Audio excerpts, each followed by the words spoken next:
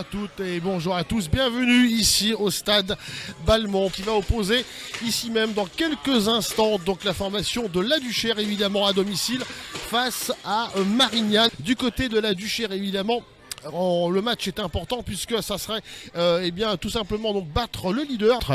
C'est notre ami Bosca, là, Guillaume Bosca qui pose le ballon. Il y a presque toute la formation marignanaise dans les 16 mètres de Lucas Marcella. Attention, il premier faut poteau. premier poteau, deuxième La poteau. reprise, Ouais, retourné acrobatique, bien dégagé, dégagé par la Duchère.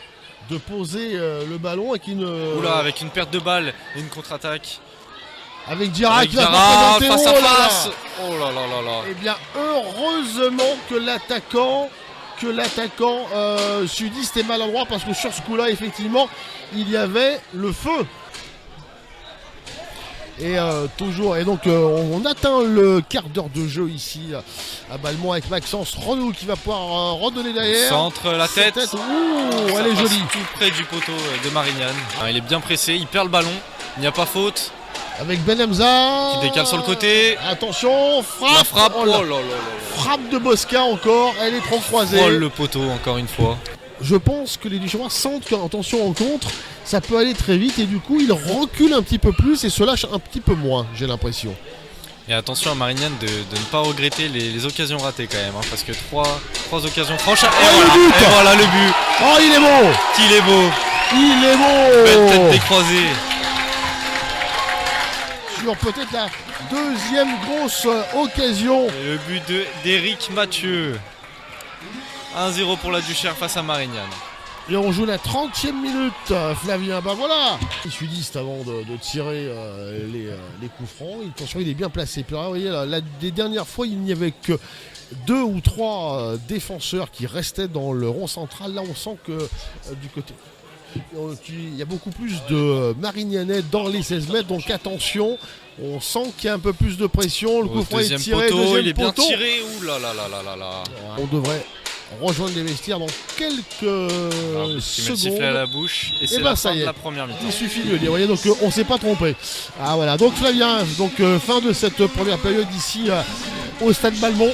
On rappelle le score, 1-0 en faveur de Lyon, La Duchère, un but signé Éric Mathieu à la 30e, une belle tête décroisée pleine lucarne. Un score, Flavien, qui ne reflète pas totalement quand même, on va dire, le cours du jeu. Oui, Marignane a eu en effet beaucoup d'occasions franches et n'a pas su les concrétiser. Et donc ce qui permet à Lyon La Duchère de rentrer à la mi-temps au vestiaire avec un petit avantage au score. Donc 6 minutes de jeu en deuxième période et donc évidemment un changement rapidement effectué par l'entraîneur de Marignane et donc l'entrée d'Alban Gibert et là donc la sortie de Joris Mallet. Et que le gros domine, mais que c'est le petit qui gagne au tir au but ou sur peut-être la seule occasion. On n'est pas en Coupe de France, mais le football reste le football. Alors que là, Zadina qui a frappé.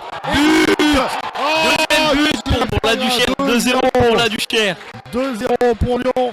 La Duchère après 10 minutes de jeu en deuxième période. Allez, à 20 minutes de la fin, on peut comprendre qu'il en a peut-être. Les jambes commencent sûrement à être un petit peu plus lourdes. Voilà, une relance complètement non maîtrisée. S'il gère bien son coup. Ah, Pento Panzedila qui frappe et bel arrêt de Cyril Boukit, la belle claquette du gardien de cette formation marignanaise. Première période, il a eu des occasions, il était remuant, c'est lui qui tire sur la barre transversale, souvenez-vous, alors bon, manque de réussite, mais ça n'a pas été le plus mauvais, alors que là, Karim Moumili qui vient de rentrer, qui va peut-être pouvoir frapper. Oh, ça passe pas loin. Ça rase le poteau. Rase le poteau. Quelle jolie frappe décroisée de Boumidi. On prend son temps, hein, on réfléchit. Ah, il est jour de temps. Une combinaison. Pourquoi pas? Il y a peut-être le feu. Oh là là, c'est comment fait-on pour assister à ce type de choses? C'est du billard. Oh, là. quel cafouillage dans la surface. Alors là, C'était comme on appelle ça une partie de billard. c'est du billard. Là ils sont à 10 contre 11, donc pourquoi pas essayer d'aller en mettre un troisième. Allez savoir. Avec justement une tête. Oh, ça passe pas loin hein, quand même. Hein. Ouais, c'est qui va jouer. Ils n'ont pas beaucoup de solutions quand même. Hein. Avec Djebabli là, qui était venu en embuscade et une frappe magnifique de Ben Aissa. Et bel arrêt de Cyril Boukit qui aura quand même eu quelques arrêts à faire en seconde période. Le match est plié depuis belle lurette et ça y est, c'est terminé pour Lorry. Et vous entendez sûrement derrière nous les clameurs du public du Stade Balmont qui félicite évidemment son équipe qui vient de l'emporter 2-0 et donc qui, Paul Henry, tombe le leader. Exactement.